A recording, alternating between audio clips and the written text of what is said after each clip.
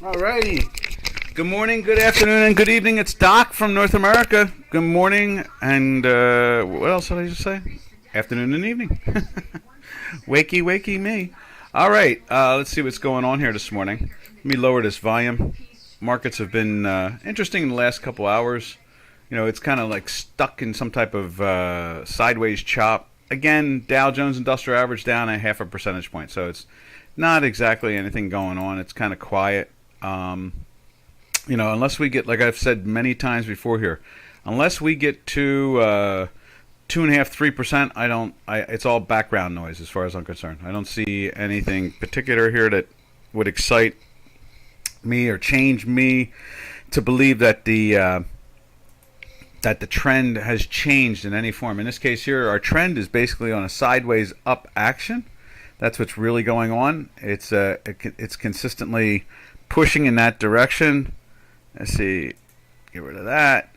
I can see us on the board here. That's good. I'm just loading that up. And let me see if I can hear us too. Let's see. And see us too. Anybody saying hi? I don't see anything. Oh, there's a sound.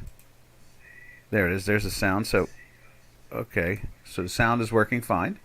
All right. And you can see right there, dollar index on the, let's see, what do we have here? Right there. There's Forex. There's the dollar index on the Chicago Quant. Is that right? Let's make sure that's a dollar index. I think it is. Let's double check. And you can see it over on, yes, it is active. And you can see the same thing over on, now there are two different dollar indexes. The Ducascopy dollar index is the DXY. And we also follow the Chicago Mercantile with the same percentages in a different look, so they move together very well. And this way we can see, before we were using the ETF, the UUP, and that only trades 6.5 hours a day, 7 hours tops. So it's not, you know, it's not a very precise indicator without looking at it at 24 hours, 5 days a week. You know, so we've switched to this, and the Cme Dollar Index, you know, showing the same exact things going on as the DXY, which is at the ICE, or the International Commodities Exchange, which owns the New York Stock Exchange and a bunch of other exchanges now. And then the CME is the competitor, basically. CME owns a stock exchange and also owns controls the NASDAQ 100 and the S&P 500. And the ICE controls the Dow Jones Industrial Average and the Russell 2000. And so, you know, you have this the two big exchanges on the block, and then you have a third exchange, which is now the biggest stock exchange in the world, and that is the NASDAQ, the National Securities Dealers Exchange. That is the biggest exchange in the world, and now the New York only trades about 1 billion or 800 million shares a day, and the NASDAQ trades about 4.5 to 5 billion shares a day. So, you know, things have changed ever since the financial collapse of 2008. So, what do we got going on here? And I don't see anybody asking questions, so that's okay. Let's see if we can see anything more. If not, we'll drift over into the pairs trades themselves, unless someone wants to see anything particular. And we'll start off with the euro, because the euro did end up in a buy there on Monday, I believe. No, I think it was Friday. We went into the buy in the euro. Let's see. There is the euro. You see a lot of greens going on here. You can see on J4X they were saying, hey, back on the 27th and the 28th, it was saying, you know, there's some strength coming in on this thing. It was in a buy. And then you have it here on Chicago Quant. We went in on the 29th. You see there, you know, we were doing the sideways action thing, and then we started getting some green dots. Now today they are pressuring it a little bit here. It's going after yesterday's low, and you can see that pressure's on it. You see on Chicago, the J4X right here, you can see the curve in the green right there. You know, trying to put some pressure on it. Manus, how you doing? Robin, hey, I am from Deutschland and trade the euro. What do you think where it goes? You know, that's always a good question, you know. And what we do here is what we do is we look at the daily and the weekly trend. And so let's give you an example of how our whole system works, and this will help you out a little bit. So it's a very simple system, and in the case here you can see this is the daily bar. I'm not sure why we don't have our indicators in there to say daily. Let's see if we can find them. They must be way back here somewhere. The center one is a daily quant. You know what? We'll just write it back in there again. And this is the day quant right here. And on the top chart, what you see is the actual, and this is a candlestick because somebody asked us to have candlesticks up there, so we put them up there. And then it has our math, which are the red and green dots. And then we have our gas line indicator right there, which is in the center. Let's see if we can emphasize this a little bit better. Right there. And so there's the gas line indicator right there. That's the center, and that's a daily quant. Looking at this, the top chart. And then the one below we're running as a gas line 35 super, which is a weekly trend. Okay. And this shows us the weekly trend, but we don't show you the weekly chart. It just is invisible because we're just emphasizing the trend of the week itself and not trying to watch the squiggles of it all. And you can see here when the pink line is there, and basically it emphasizes the fact that the green line and the histogram are negative. Okay, so they are negative right there. So you show it right there. There we are. And so in this case here, that's not right. Okay, it goes into the sell here. That's the following week. So it starts off on the following week on the 27th. It goes below the time manifold here. That's what this line here is. This is like a it's kind of one standard deviation of our mathematics. It acts like a Bollinger or one standard deviation in that John Bollinger has organized over the decades. And matter of fact, when we look at the British pound, we actually have a Bollinger Band up there showing you our math compared to the standard deviation. And so that is how we look at this over a weekly. Now let's go back to the euro again, right there. And so what it's saying is that it drifted underneath the weekly sell number on the 27th, okay? And then by the end of the week it closed there. And that confirmed that it was in a sell that week. And it's been in the sell since this area in here, basically right there. But it confirmed it by the close of the week, and we've been in a sell now all the way along. Now you can see here the green line is trying to move up.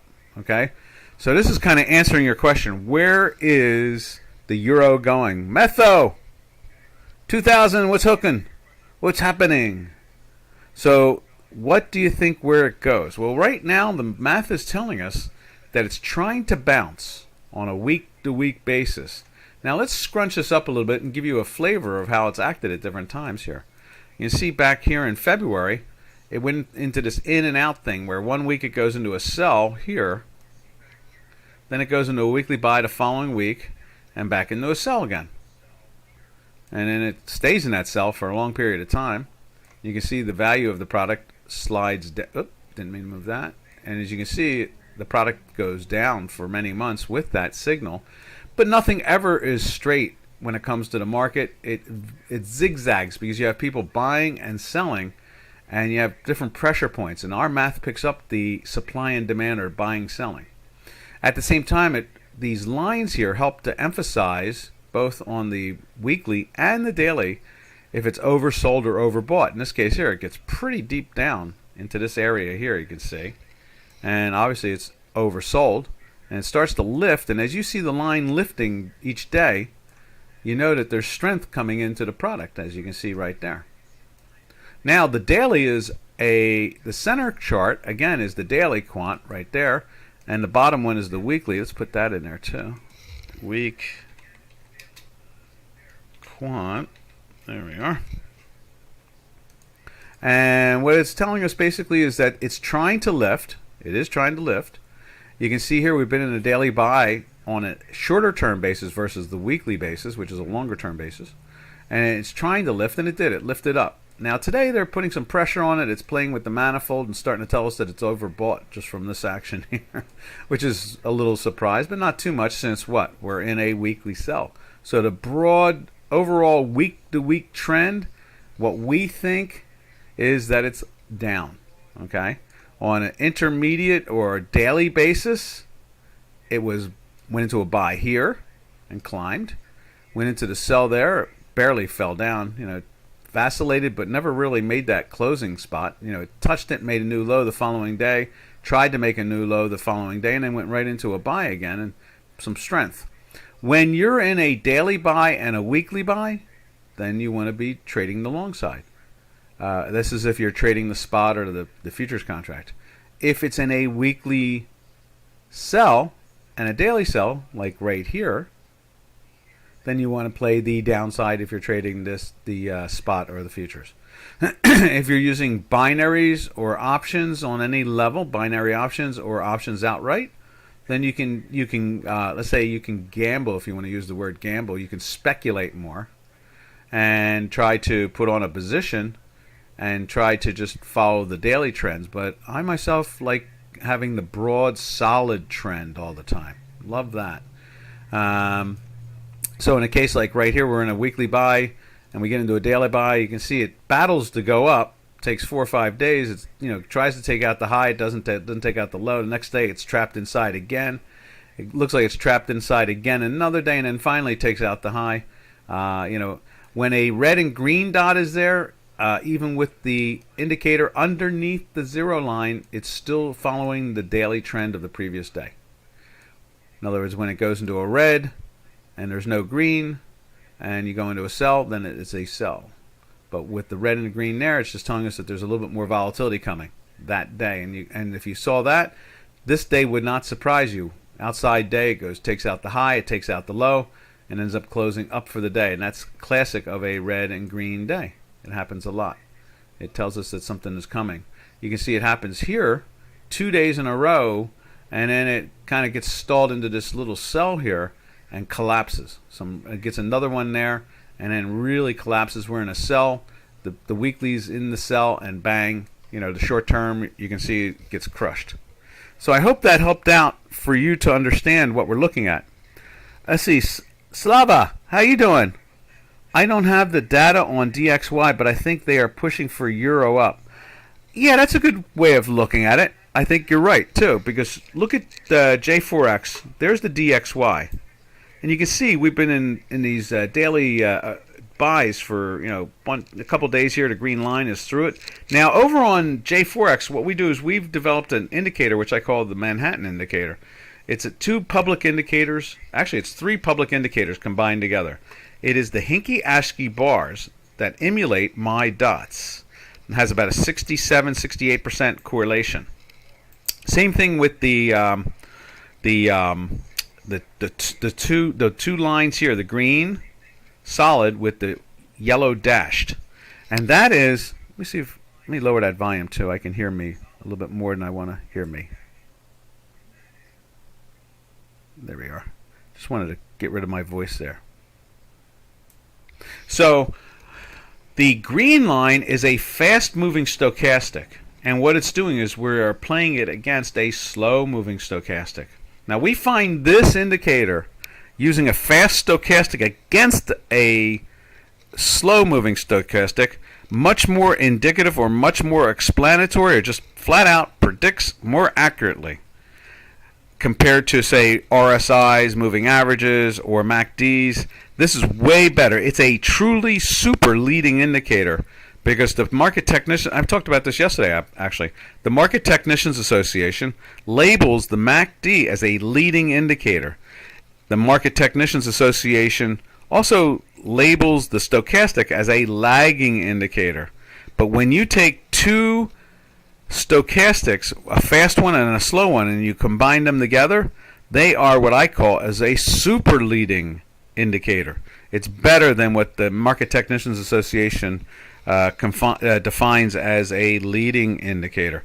Now, back in the old days, I never really paid attention more than the fact that my best friend, one of my best friends, was the president of the Market Technicians Association, and I really didn't look at what they really thought about when it came to indicators, because I used my own math. My own math is over almost 50 years old now, so I never really paid attention. Our Chicago quant math is over 50 years almost 50 years that we've been using it. When you look at Robin and myself for our, Chicago Quant Technologies website, we have about a history of about 100 years of experience. We've been traders on the exchange floors and so forth. So I never really thought about it too hard. When I was a member at the New York Stock Exchange and the Market Technicians Association got together, I would show up for the meetings once in a while if I had time after the market closed, but I never really, let's say I didn't put a lot of input in, because the president of the Market Technicians Association and I talked a lot and explored ideas a lot. So I didn't really share a lot with the Market Technicians members, but the president of the Market Technicians Association for decades, Charles Kirkpatrick, who has books out there, we used to talk all the time. We traded on a trading floor together for years, and so forth and so on. But going back to the J4X chart, these public indicators that you can, put on your own machine or use it on J4X is a very good indicator. It's the best one, I think, out there when it comes to a free indicator, giving a general idea of where the weekly trend is, where the daily trend is. There's the weekly. You see the same thing. You see how we're in a weekly sell over here on our indicator. And you can see, now that was back in the 20s, June 20s. And you can see here, same situation. It is, what's that, June 5th? There's the June 12th. There's the June 26th. It was pressing. And then when it finally did break down on this one, I guess it would be, then it started to break down more. It was kind of a lot of sideways noise. And so if you need to have a good public, a better indicator than the one, what I suggest is take this indicator from J4X. We can show you the parameters, and we're just going to do that right now. So there's the fast stochastic, and we're going to edit the indicator, and there you can see it. Let me just, yep, right there. There it is. Where the inputs are the 5 and the 3. It's an SMI. The output, all you're seeing is the fast D, and that's on a 3 width. The level is nothing, and we're using the show the indicator on all periods, okay? And it's a green line. Then we show you the slow indicator. That is a 5 and a 3 with the periods, but we're using, I believe it's the output is the output 3 again, and it's a slow D also. Okay, let's just go back to the other one first, because I believe it's a slow D on that one too. Yeah, it's a fast D. So we're using the D's on it. Okay, and let's see what else. Let me just go back to the slow one again. Make sure you get all the data from it, and you can see it's 3 period, and then levels. We're using a 20 and 80 for a general overall, and the width as a 1. And the advance, again, showing the indicator at all periods. Okay, and then the Hinky-Ashky bars are just your classic Hinky-Ashky bars.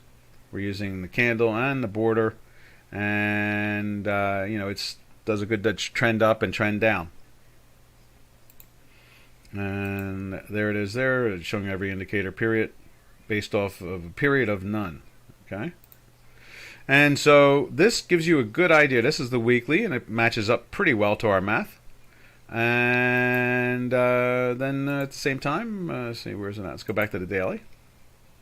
And if you're an intraday trader, it's a lot better than using a MACD or an RSI. And that's the name of the game there. So let's see. So DXY for Manus, I don't have a data on the DXY, but I think they are pushing on the euro up. They were, and they still are. We're in a daily buy. You can see it right there. On our math, you can see the green line is coming down to it's coming up to the negative time manifold or nonlinear time manifold that I invented. And again, that's all it is taking a standard deviation of my math, not the like John used. I used to do a TV show with John Bollinger back in the old days, and it was called the Guru Review. This is before he even had a standard deviation. He didn't have his Bollinger Bands back then. We used to talk about standard deviations, but we never, then as time went on, he created an indicator called the Bollinger Bands, and a la voila, the standard deviation is known as John Bollinger's Bands. So that's all right. That's good. Good for John. And so you can see here, the pressure is trying to come up. You're right. There is some pressure trying to build. The daily's been that way for a couple of days, and I would love to see the weekly get into a buy, and then maybe we will see some more upside pressure. So far, we're not really seeing it. So to answer that question for Manis, and that is, where do you, what do you think where it goes? I think it's just going to be sideways. We're out of the range. Let's shrink this down. We've been watching this range for years.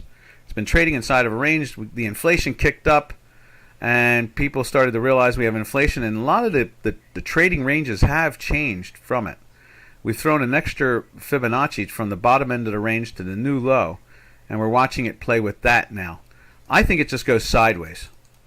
The dollar is strong. There's a great hesitation in funds and money overall because of the election. They seem to talk about it every day. Today is a golden day. Well, that's a good thing. What's a golden day? Is that got something to do with the Fibonacci sequence, or you're just having a happy day? If so, God bless you. Glad you're having a happy day. So this is a good way of understanding the J4X chart and understanding the what do you call it, the Chicago quant charts that we talk about each day here at Dukascopy. Gold. Oh, for gold, like money. You want to take a look at gold? We can go look at gold. Let's see. Gold. Let's find gold. There is gold. Yeah, gold is still lifting. We've been in a daily buy since back in here, since July 22nd. We are flirting with the weekly buy, which is really nice. We're getting some strength in there.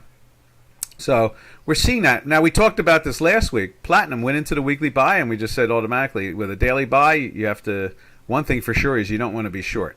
That's the clear point. Platinum seems to lead this market. As much as platinum is discounted nowadays, we closed in the weekly buy there last week. And just for another little cute thing to show, the silver is playing with its weekly buy right now as we speak. So, yep, it is a golden day. I agree with you. All right. From there, we jump over to, I hope I've answered everybody's questions. If anything didn't make any sense, just tap it on the chat line, and we will we'll go deeper into what doesn't make any sense.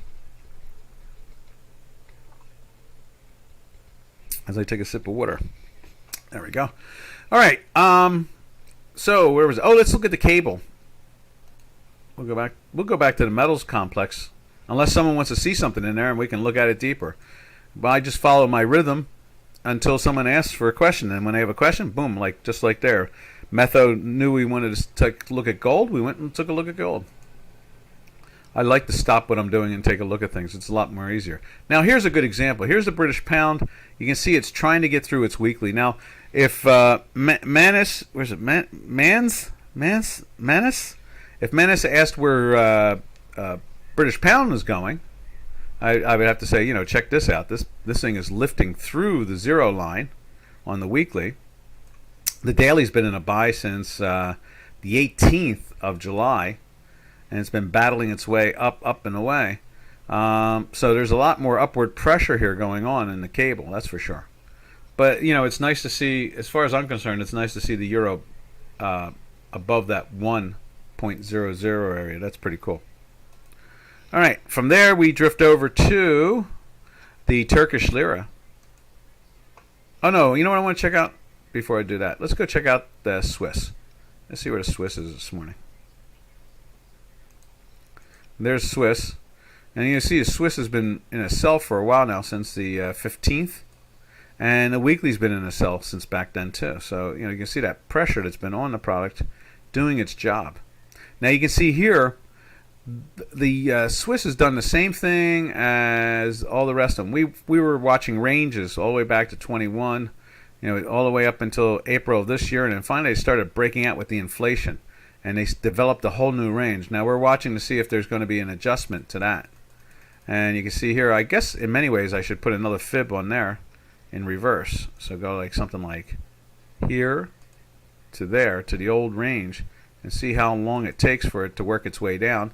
And you can see the action, how it gets down to the 0.38, then bounces back up to the top of the range, makes a lower low above, the 3.8 goes down to 2.3 right there, then brings itself back up to the 0.76, an extreme, but misses. It's a lower high.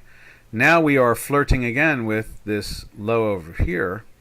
And the dollar's been in an incredibly strong position for a while, so we keep on expecting to see some weakness in the dollar. Maybe what it'll do is it'll slide these things with the inflation. I mean, look at the bond market today. We've got the 10-year now trading at 2.5. I mean, this is none of this is fundamental. Let's put it this way: fundamentals have been thrown away, and the Federal Reserve and all the central banks around the planet are now the fundamentals themselves. Whatever way they want the markets to move, that's the way they're going to move, and it doesn't have much to do with fundamentals anymore. All right, from there, and you know what, Janos, if you're listening, let's make the title of this webinar this morning how to read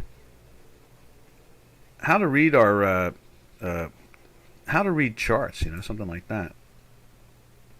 Let's see, title, something like that. How about something like indicators?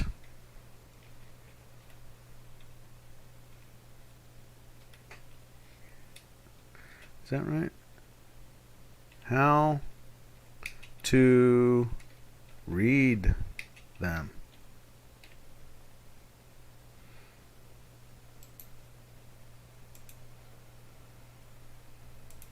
I think that should be the title. Indicators, how to read them. And if you're listening, Janos, that's probably the way to play it at this point in time. Indicators, how to read them. All right. From there, where do we go? Oh, I know where we go. We go over to the Turkish Lira. Unless someone wants to see anything, then we will go to whatever you want to see. And let's take a look at the dollar Turkish Lira real quick. Imagine it's moving down a little bit today. It's still playing around with the 18 area. Seems to be locked in that area, as you can see right there. And then we go over to the, and you can see here's another odd thing about the dollar Turkish Lira. It's been in a weekly buy since February. So, we're looking at over half a year now on a weekly buy. It's gone from the 13s area to the 18 area. So it's been pressured on a weekly trend for those starting to understand our general trends here. And let's take a look at it over here on J4X, dollar Turkish Lira. There it is right there. We'll put the weekly in there. You can see daily's been in long runs too. And there's the weekly. It's been a long run, a couple dips, and the line has dropped underneath at times. But it really hasn't gone down much. For our work, it's been screaming that they don't want to sell this thing. They just refuse to sell it. See it just constantly over the zero line. All right, now let's jump over to the Euro Turkish Lira, which is truly a much more and better pairs trade to trade, as far as I'm concerned. It's in a weekly buy for 3 weeks. And before that, it was in a weekly buy for 2, 4, 6, 8 weeks, and then slid into a sell there. Went into a sell here, giving you a heads up not to be long, and you're stuck in a neutral position unless you're trading the binaries, that type of thing. And then obviously then it goes back into a buy, and obviously finds whoop, don't move. Who just moved? What did I do there? Let's see if I can find how to put it back in spot. Okay, there you go. And you can see here the trend was up, but it was very milder. Just soft trend, and it goes back into a buy here. After the sell, you got to wait, and then when it gets back into the weekly buy, obviously that's where the safe hard delta trade is right there. That's the win. So, and from here it tells you not to be short anymore. Don't be short. So in other words, that weekly sell never was able to be taken. You never shorted it because the daily is in a buy. So it's one of those things where you're standing there just waiting for the next good signal. So remember, traders, we don't trade the trade, we trade to make money. So the idea is to trade the best trades. Sometimes you have to sit on your seat and not waste money and be ready to go. Be prepared. All right, from there we go over to the Canadian. No, that's not it. Let's go up in here. And there is the Canadian. And the Canadian's been acting kind of odd. It's been gaining against the dollar, and at the same time, normally when crude oil, and we'll show you crude oil, when crude oil is where's it at? Right there. When crude oil is going up, it does gain value, and it did. You can see it was going up, and we were in a buy, and the Canadian, where's it at? There's a Canadian at. We'll put it up on J4X too. The Canadian was going down, and that's what it's supposed to do. But it's been a real sloppy action. I'm not too excited about the whole thing. You see here, it's doing its thing. It's supposed to be going down when the oil is going up, but the oil itself, as you can see right here, it's been more of a sideways range. Goes down, kind of makes a low, goes back, challenges the top, but overall, it's not been the best of. Let's put it this way: it's not a big, strong move. It's played with the $100 area in the spot, and then it's dropped down to about 90 or 91, something like that. What's the low there? 92, 42, that type of thing. Today, it's pretty much unchanged, a little minus for the day. You see the weakness, and we always look at the Canadian relationship to that. And notice that now that the Canadian is trying to lift up, it's actually playing with the daily buy as we speak right there. It's above it. And the weekly is trying to get into that move too. So it's kind of trying to tell us forwardly that there's a good chance that we're going to see more strength again in the oil market on the upside. And there is a lot of anticipation that we're going to see strength going into the end of August. Prices are going to go up again. Mr. Biden is selling off our national reserve, our military reserve. That sounds impeachable right there alone for political reasons. He could let us just drill for more oil in the United States. He's blocking drilling in the United States. So, it's definitely impeachable as far as I'm concerned. Let's see. Let's go over to Brent just to get a flavor of things going on. There's Brent. Brent has been doing the same thing. It's showing some good weakness in there. It was up around the 107 last week, and it's backed off, and now we're underneath the century mark. Now, from there. Let's see. Let's take a look at. From there we go to the South African Rand. And from the Rand we look at gold. Because it's a really good indicator of giving us an idea where the Rand is, where gold is going. In this case here, you can see it's been gaining against the dollar, so obviously gold is going up. Not only that, we're starting to get a little volatility signal and playing with the daily buy at the same time, so it's like, whoa, wait a minute, what's going on here? Now we go over and look at gold. You can see they're giving it a good pop here today. I don't know if that's a blow-off top or what. But we're not in a weekly buy, but it's getting pretty close. Reason for not drilling is to create more demand for the dollar by buying oil from Saudi. And no, I think it's got something to do with the green movement. They are concerned about our solar system and the SUVs and so forth on Earth are having a great influence over our whole solar system.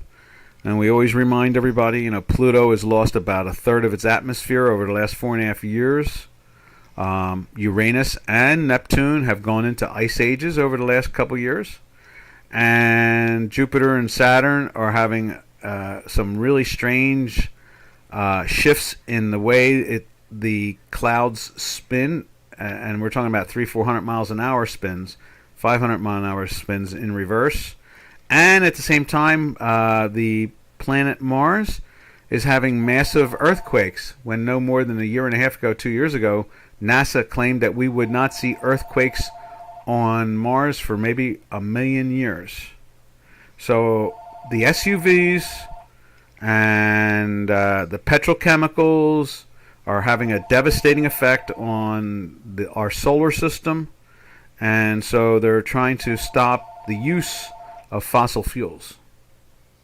And so that is now when you say buy oil from Saudis, the only reason, let's see, how did you say that? I thought that was pretty good the way you wrote that. Reason for not drilling is to create more demand for the dollar. Never really thought about it that way. That's a really interesting point of view. I don't think it has anything to do with it, but because there's no other currency on the planet that can service the planet but the dollar. Volume-wise, liquidity-wise, so forth and so on. But I like that. That's a really interesting point of view, Slava. That's pretty interesting. I think I've never really thought about that. That is an interesting thing. In other words, you could make a case that stop drilling and make Saudi Arabia buy, let OPEC produce the world's necessities. Under the last administration, we were the largest oil producer in the world. And so our gas and everything was really dirt. Matter of fact, at one point they were giving away oil here in the United States. The futures contract went minus. People were paying you to take oil. But I've never really thought about the idea that if you keep oil prices high, it forces the dollar to be bought. But the problem is that OPEC doesn't increase inventory, so they keep on driving the price of oil up. I don't know if it really pushes the dollar up per se, but that is an interesting point of view that I have to think about more and see if I can find some data on. That is an interesting point. In other words, you're saying the make America's economy worse will force people to buy the dollar. See, that's where I say no. So in other words, make American economy as bad as you can, and people will buy our currency. It's an interesting point of view, but I don't think that's something's wrong there in the thought of it. Not you, not me, but would you run into a burning house and you're not a fireman, or would you run into, if you were a fireman, it would be your job. So that's kind of like what you're saying is that America is a fireman, and they'll run into burning buildings, and so you want to be part of that. I don't know. Somehow or another it doesn't fit, but let's see. Slava says, well, we saw what happened with the Russian ruble when they wanted to get paid in rubles. What happened to the Russian ruble? Last I saw the ruble, it was in the 60s and 70s. It's swinging in a really volatile action, the ruble. Yeah, look at that. Yesterday it opened up around 65 and closed. The low yesterday was 57. It's swinging mad and wild. That's not very stable. It's acting like the Turkish Lira in many ways. Look at this. In a 3-day period, it went from 51 to a 4-day period, and it went to 70. 20. That's a pretty volatile currency right now. So, and not many people are using it. I don't know. I don't really think it has much influence. I mean, I agree with you. I think that obviously oil is traded in dollars, but I don't think destroying the American economy makes the dollar more valuable. That's what I think. Zero to hero. What went to zero from hero? The ruble? No, I don't think so. I mean, how much is really being...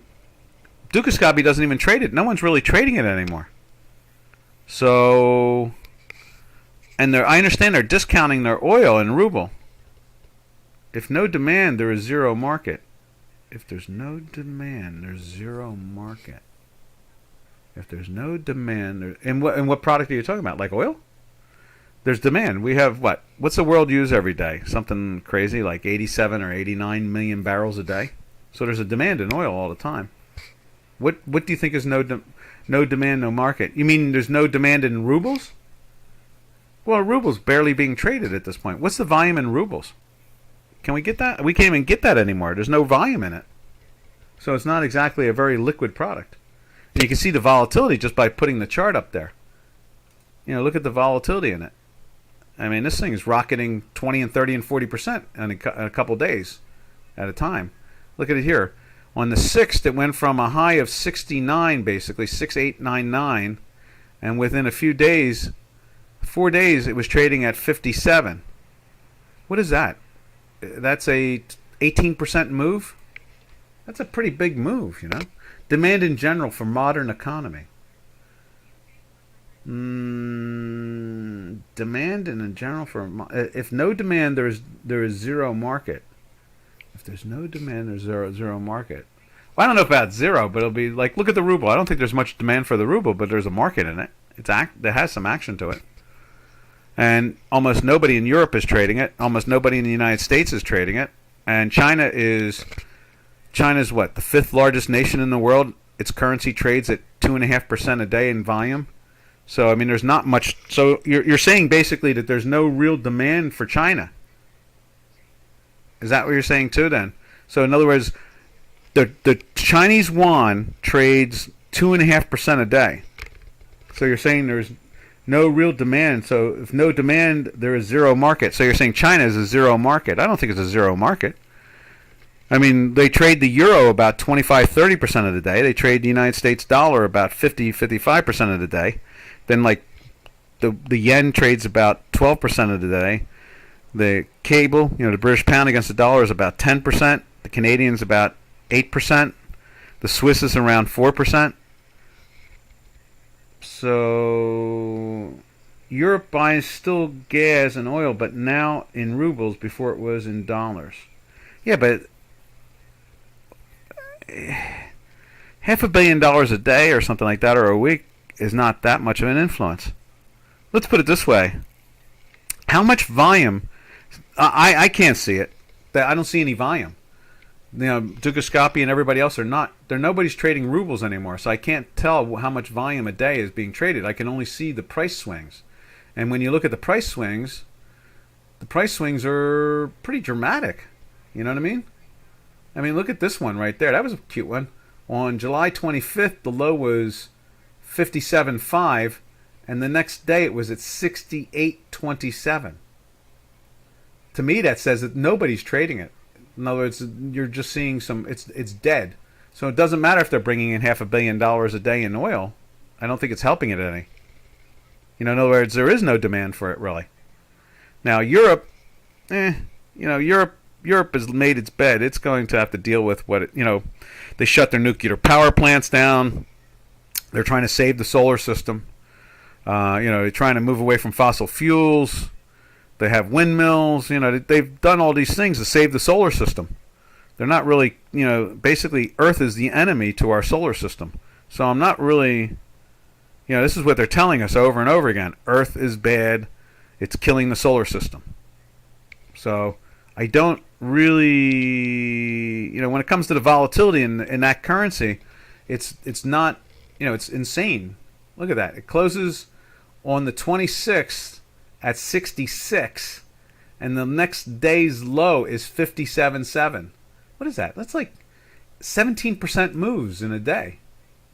That's incredibly inflationary or non-inflationary. I'm not really. I don't know. I just don't.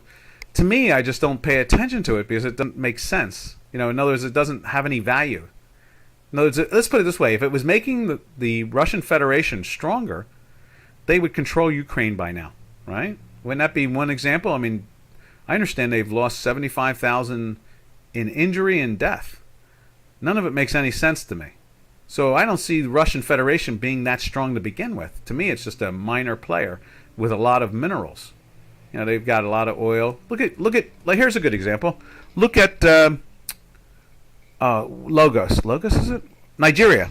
Look at Nigeria. They manufacture or produce about 5 or 6 million barrels a day. Their economy is not roaring. They're not like the 5th largest or 6th largest economy in the world with all that oil production. They're just kind of stumbling along. Matter of fact, what is the GDP of Nigeria? If you're going to use oil as a standard for growth, then Saudi Arabia. What's the GDP? Isn't the GDP of Saudi Arabia about $2 trillion or something like that? with your logic, not you personally, but using oil as a logic to power in an economy. Let's see. Let's try this first. I want to know what Saudi Arabia is. Saudi Arabia is the largest oil producer in the world right now. Okay, so what is the Saudi Arabian GDP? Let's see what that is. GDP. Ew, that's not pretty. Let me just show you this. It says here on Google the GDP is 700 billion in 2020. Okay. What is the Russian Federation GDP? Or just Russia? 1.4 trillion. So why is Saudi Arabia half of that? Now let's see what Nigeria is.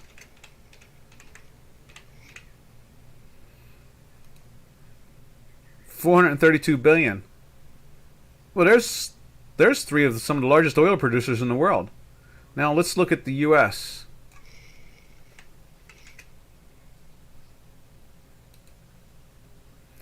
$21 trillion in 2020. At that point, we were the number one oil producer in the world in 2020. We were doing 13. Saudi Arabia is doing almost 13. How come they're not $20 trillion also? Or the Russian Federation, why aren't they like 18 trillion or 15 trillion? You see what I'm saying? The numbers don't justify the concept. So let's see. Slava says Russia is the third largest oil producer in the world before they sold their oil in dollars, creating more demand for U.S. on Forex.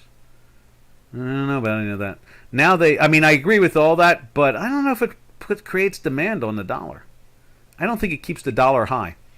Now they want to get paid in rubles, great demand for rubles. I don't know if there's a great demand in rubles or not. They're just getting paid in rubles, that's all. All it is a currency translation. I mean, what do you think? Let's say this, or let me ask you this. What do you think about that 15 to 20% moves in the ruble every other day? You think that's a good thing or bad? I mean, look at the Turkish Lira. 180. What's the inflation rate of the Russian Federation? I wonder what the inflation rate is. Inflation, because that's a monster number. Inflation in Russia. Inflation 14%. Reuters says Russia's inflation seen at 14.5% rate cuts expected in 22. Okay, so that was June 30th. I don't know. I don't think that's what makes the dollar strong. I think the dollar is strong, in my opinion. The dollar is strong because it's a good place to invest. That's pretty much the old fundamental. That and it's liquid. I think that's really what it is. Would the dollar go up higher? Here's a good idea. When the oil, let's take a look at oil. Let's see. Let's go to J4X, and let's look at oil when it was incredibly low. So we'll go to a month to month. Okay. Let's see. We'll just put the light sweet crude up there. Here's month to month in oil. Okay. So you see here, back in March, oil went down as low as 0. Okay. And it actually went minus. Okay. Now, let's look at the dollar and see if there's a relationship. In other words, let's see if oil matches the dollar. I thought they worked in opposite directions, actually. There's the dollar index. So back there in May of 2020, the dollar was trading at a high and oil was trading at a low. And now the dollar is trading at a high, and let's go back to the oil. I understand where you're coming from, and it kind of makes some sense. I mean, I understand, trying to understand. You can see here, yeah, the dollar is that the dollar? No, that's the oil. And the oil is off its highs, but it's still high. I understand where you're coming from. That, I never really thought about it that hard. About the idea that if oil is high, it creates a demand for dollars. I don't think it creates more or less of demand in dollars. I really don't see that. Yeah, I never really thought about it that way. It's an interesting point, though. What can make... See, I think that the reason the dollar is strong is because it's the best investment in the world right now. And it's the most liquid. In other words, that thing you said about... I like that thing you said. If no demand, there is zero market. And so the demand in America and the currency is the fact that the value of investing is most positive here. You get a return on your money. I mean, Europe was paying zero for a long while. So I don't know. That's an interesting concept. Thinking that if you keep oil high, it forces people to buy dollars, and I don't think so. I think keeping the demand of oil high would force dollars, not the price of it, just the demand of it. So in other words, when we saw oil go to zero, the dollar was still strong, right? So oil went to zero. The price of oil went to zero back in March of 2020. And let's go look at the dollar index. And the dollar index was trading high. So it doesn't have any... That's what it is. I don't think there's a relationship between the value of oil, but only the demand in oil. And I think they're two different animals. Does that make any sense to you? So I think there's a demand of the quantity of oil, but not the price of oil. Now, obviously, we know that, if there's less oil around, the price of oil goes up, as long as you have the same steady demand. So I think that's an interesting point of view. I think you have it partially right. I think you do. I think you're picking up something correct. But I don't think it's the price of oil that makes the dollar in demand. I think it's the volume of oil. So in other words, you have to reduce... See, that's what the green movement is basically trying to tell us. Remove fossil fuels, and maybe the dollar will go down in value. Right? Or, I guess you could say, Europe is the second largest economy in the world. So Europe is a $21 trillion economy this year. And the U.S. economy this year is a $27 trillion economy. So the second largest economy in the world is Europe. And you can see they don't have any oil reserves. And their currency, I don't know about the currency, but the demand is... Let's see, where was I going with that? I had an idea and I lost it. All right, so if you're looking at Europe, and it's the second largest economy, and it is the second largest economy in the world, Europe. But they don't really have any oil resources. They've stopped using as much as possible of the fossil fuels. And they're using, they won't even use nuclear. They got rid of their nuclear power plants. They're starting to fire them back up again. So I really think it comes down to, if you can get rid of fossil fuels, we all can be like Europe and pay oil prices. Like our natural gas, here you go. Our natural gas in the United States is, where is it at? Right there. It's trading at 7.87, okay, a cubic foot. You see it right there? And in Europe, the same cubic foot is trading for, there it is right there, 28.30. So it trades almost, 3.8 times more? So if you multiply 4 times 8, that's 32. So it's like 3.6. So if you get rid of fossil fuels, you can pay almost 4 times more for it in your energy necessities. Is that a good thing or a bad thing? I would think it's bad, don't you? So, I don't know. That's a good point, though. I think you stumbled onto something solid. And that is, I think that the demand, like you said, where's that at? Demand in general for modern economy. See, if no demand, there is no market. I guess that's why China only trades 2.5% a day in currency volume. They're about the 5th or 6th largest economy in the world. They have a fixed currency, so we don't really know what the real value is. But one thing is for sure, it is not, the second largest economy. We know which one that is. The one that has a floating currency, and that is the European Union. So this is market manipulation. And which one is market? The ruble? You think that's market? I don't think it's market manipulation in the ruble. Or do you think in oil? Which market is it that has the manipulation in it? Well, I know that the U.S. administration is against fossil fuels. They're like the old European point of view, They want to remove them to save the solar system. So, the whole solar system's upside down at this point. We, as Earth, have lost 25% of our magnetic field now over the last 30, 40 years. So these SUVs are destroying the whole solar system. It's wrecking our magnetic field. It's wrecking Mars. The earthquakes are all over the place almost every day now. As I said, the two brown dwarfs, Jupiter and Saturn, are flipping out, doing weird stuff. Neptune and Uranus are in ice age out of nowhere over the last 3 years. Pluto's lost a third of its atmosphere. These SUVs are vicious. Detroit is destroying the whole solar system. That's pretty much the name of the game. But if you can tell me what is the market manipulation, I'd like to see that. I agree. There's market manipulation.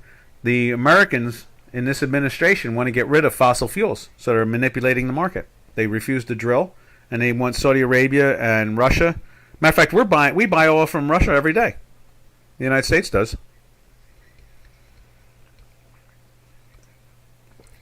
I don't know if we pay rubles or not. I have no idea. Anyhow, I think that's about it. I think that we're going to go on to the U.S. market in 30-minute jolts. Job openings. Yep, we're getting there. I'm going to get out of here. You want me to stay around for the jobs opening? We can see. Wait, today's Tuesday, right? Oh, probably no. Jobs today? I thought that was this week, but not today. Oh, maybe ADP. Did ADP come out? I think that comes out tomorrow. ADP on Wednesday. The Dow seems to be rallying back. When we started this webinar, the Dow was down 180, and now it's down 112. So, like I said, it's background noise. It's not that things are not bad or anything like that when you see it down a couple hundred points. All right, what else we got to say? I guess that's about it, right? I think that's the end of the webinar. And close workspace. There we go, like that. And let's see if we can get the intraday up real quick for whatever happens at 9:30 U.S. time. There it is right there. So, there we go. There's the NASDAQ 100. They're lifting. You can see it came off of the 1283 area. It's up 45 points. You can see the S&P 500 right here. When we started the webinar, it was down here. It was right there when we started the webinar in the 4,095 area. And now we are in the 4,105 area. Up 10 points from it. 10, 15 points. Long live Elon Musk. Yeah, he's a fun guy. All right, this is Doc from North America. Let's see, Murphy's earnings. Here comes the numbers. I think tomorrow is ADP, labor numbers, or they'd be talking about them now.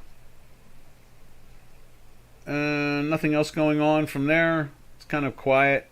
Dow's down about 140 some odd points. You can see it right here. Let's do this again. There you are. You see the Dow just dropped from 32,600 down to 32,580. You're short. I have shorted massive on ES, finger crossed. That's not a good way to trade, but we'll show you the daily on that. Here is the S&P. We are in a weekly buy since back in the 3,800 area. You see that there. We are in a daily buy since the 4,020 area. It has traded as high as 4,147. We're seeing a little pressure here. It's at 4,110 or 9 as we speak. And then when we go into the intraday, here's the intraday for your S&P. We went into the buy there. Showed you a little volatility. It's showing some strength. And tried to get into a sell, but it was in a green there, so it couldn't take the sell. And now it's still perking up. There you go. You went into a sell right there. This is an intraday using a 1.68 Tesla. At the time we use spatial time. So there you go, right there. All right, we're out of here, traders. This is Doc, and I don't see anything. It doesn't say anything about employment. I think tomorrow, during the webinar, there'll be the ADP employment number will come out. And then the following day will be the Labor Bureau Statistics one. And then on Friday, it'll be the big monthly one. So this is Doc from North America. See you all tomorrow, same time, same channel. Happy trails to you until we meet again. Happy trails to you, to all our trading friends.